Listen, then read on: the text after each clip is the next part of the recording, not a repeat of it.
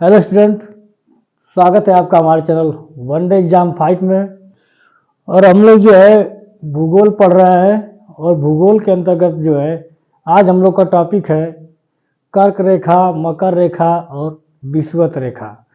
इसको हम लोग समझेंगे जो है मैप के माध्यम से कि कर्क रेखा किसे कहते हैं और विषुवत रेखा किसे कहते हैं और ये किन देशों से होके गुजरती है और जो है कर्क रेखा भारत के किन किन राज्यों से होकर गुजरती है। एग्जाम की दृष्टि से ये बहुत महत्वपूर्ण टॉपिक है और इससे बार बार जो है क्वेश्चन आते हैं एग्जाम में।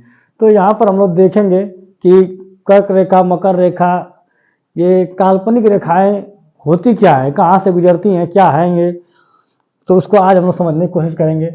आपका जैसा कि देख रहे हैं आज टॉपिक हेडिंग है विषुवत रेखा, कर्क रेखा और मकर रेखा। हम जो है एक मैप बनाए हैं जिसके माध्यम से पृथ्वी का नक्शा बनाए हैं। आप इसको समझ लीजिएगा, बहुत अच्छा नहीं है लेकिन फिर भी समझने के लिए बहुत पर्याप्त है। तो हमारी ये पृथ्वी है, ये हमारी जो है पृथ्वी है और पृथ्वी जो है पूरी की पूरी गोल नहीं है। पहली बात, पृथ्वी जो है चपटी हुई है, ध्रुवों पर क्या है, चपटी हुई है। उत्तरी ध्रुव और दक्षिणी ध्रुव पर पृथ्वी चपटी हुई है। और लेकिन हम पढ़ने के लिए, समझने के लिए जो है नक्शे के माध्यम से पृथ्वी को हम लोग जो है आसानी से समझ सके, इसके लिए जो है हम लोग सीधा सीधा गोल बना के पढ़ते हैं। यहाँ पर हम देखेंगे कि जो हमारा पृथ्वी है, ये हमारी पृथ्वी जो है ये यहाँ से अगर पृथ्वी को दो भागों में काट दिया जाए, अगर मान लिया जाए, पहली बात आप समझ लीजिए कि ये कोई भी जो रेखाएं आप देख रहे हैं, ये जो समानांतर रेखाएं हैं इन्हें अक्षांश बोलते हैं। हम जो समानांतर हैं उन्हें हम अक्षांश बोलते हैं और जो लंबवत रेखाएं होती हैं उन्हें हम देशांतर बोलते हैं। तो ये यहाँ पे सभी जो रेखाएं समानांतर हैं इसलिए जो है ये अक्षांश रेखाएं हैं, ठीक है। और यहाँ पर हम समझेंगे कि पहली बात, पृथ्वी पर कोई ऐसी रेखा, वास्तविक कोई रेखा नहीं है।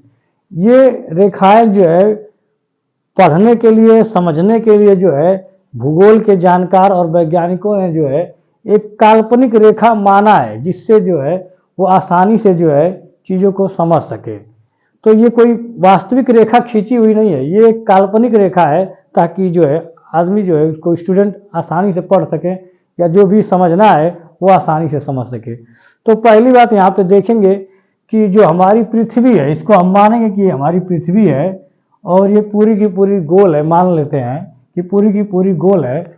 और पृथ्वी को जो है बीच से, ठीक बीच से अगर दो भागों में काट देते हैं यहाँ से, ठीक है, पृथ्वी को अगर बीच से दो भागों में काट देंगे तो नीचे के भाग को जो है दक्षिणी भाग कहेंगे और ऊपर के भाग को जो है उत्तरी भाग।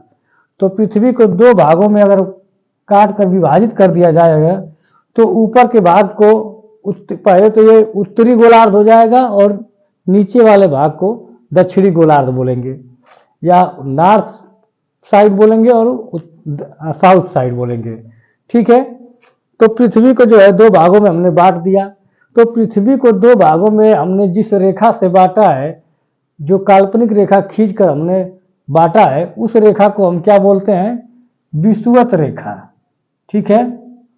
पृथ्वी को जो है दो भागों में जो बांटने वाली रेखा है और सबसे लंबी रेखा है पूरे पृथ्वी पे, क्योंकि ये सबसे बाह्यतम, सबसे बड़ी जो है यही एकमात्र रेखा खींची जा सकती है, इससे बड़ी रेखा कोई नहीं खींची जा सकती है। इसीलिए जो है इसको जो है विषुवत रेखा बोलते हैं और ये पृथ्वी को दो बराबर भागों में बांटती है। कहने का तात्पर्य है कि ठीक बीच से जब काटेंगे तो दो बराबर भागों में बटेगा। तो ये विषुवत रेखा हो गया। और विषुवत रेखा जो है 0 डिग्री होता है, ठीक है। और विषुवत रेखा को ही हम भूमध्य रेखा बोलते हैं, ठीक है।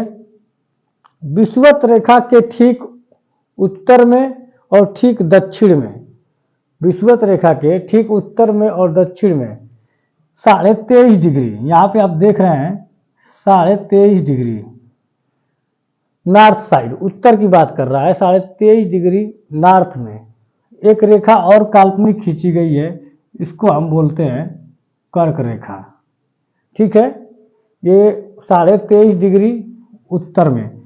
विषुवत रेखा 0 डिग्री है और इससे ऊपर में जो है 23.5 डिग्री उत्तर में, नॉर्थ में कर्क रेखा है। तो ठीक विषुवत रेखा के नीचे भी एक रेखा खींची गई है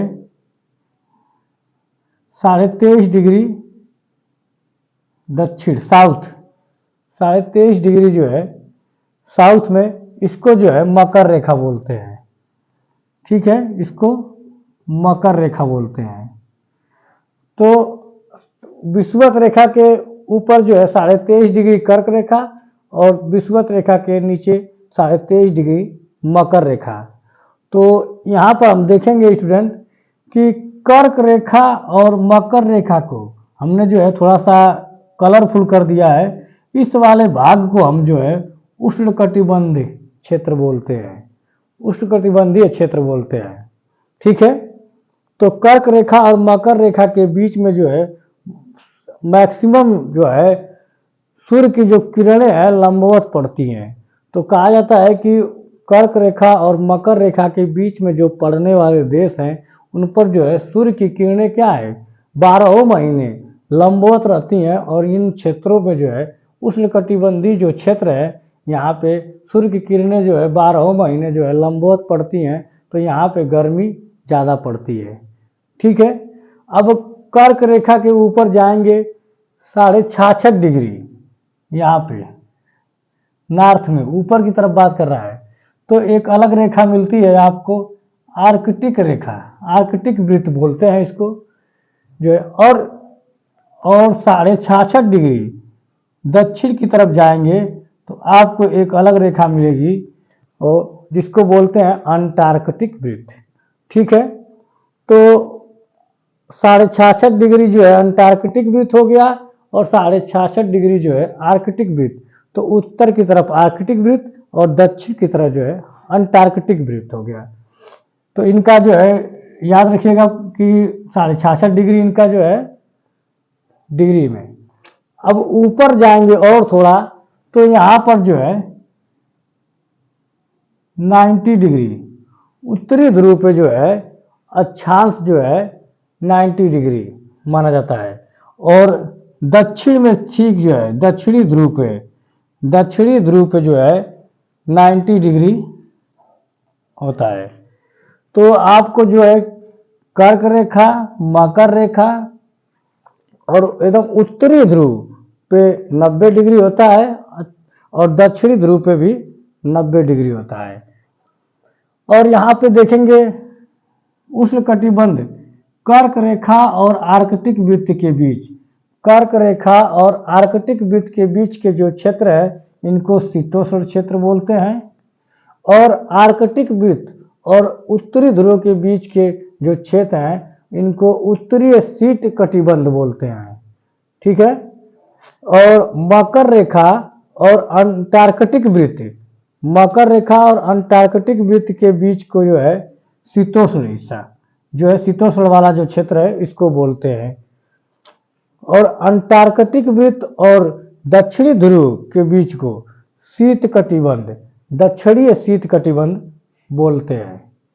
ठीक है, तो आपसे एग्जाम में पढ़ते पढ़ते जब आप एग्जाम में पढ़ेंगे या आपसे जब पूछेगा तो बोलेगा कि शीतोष्ण वाले हिस्से में या उष्णकटिबंधीय वाले क्षेत्र में ज़्यादा गर्मी पड़ती है।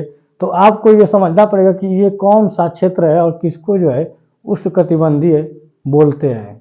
ठीक है, और पहली बार और एक देख लीजिए कि जो हमारी पृथ्वी है वो पूरी तरह से गोल ना होकर के चपटी हुई है, ध्रुवों पे चपटी हुई है, उत्तरी ध्रुव और दक्षिणी ध्रुव पे जो है थोड़ी सी चपटी हुई है। और जो हमारी पृथ्वी है वो 23.5 डिग्री, कितना 23.5 डिग्री अपने अक्ष पे क्या हुई है, झुकी हुई है। अगर जो हमारा ये कर्क रेखा, विषुवत रेखा और मकर रेखा है, ये जो सीधा सीधा आपको दिखाई दे रहा है, ये एक्चुअल में सीधा सीधा नहीं है। जब हम पृथ्वी को 23.5 डिग्री झुका देंगे तो ये इस तरह का कुछ फिगर बन जाता है।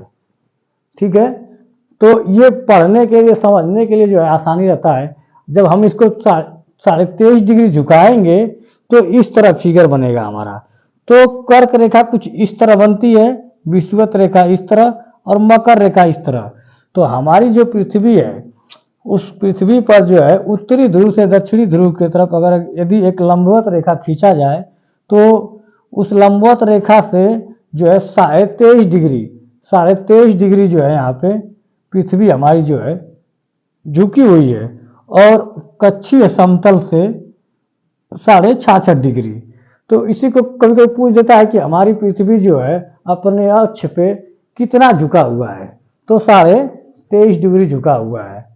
ठीक है, और इसको हम जो है मैप के माध्यम से देखेंगे कि कर्क रेखा, मकर रेखा और विषुवत रेखा किन देशों से होके गुजरती है। अभी हमने देखा है कि कर्क रेखा, मकर रेखा और जो विषुवत रेखा पृथ्वी से कहाँ से होकर गुजरती है, लेकिन अब हम देखेंगे कि किन किन महाद्वीपों से होके ये कर्क रेखा, मकर रेखा और विषुवत रेखा गुजरती है। उसको हम लोग जो है विश्व के मैप पे देखेंगे थोड़ा सा कि इसमें जो है कहाँ कहाँ से होके ये गुजरती है।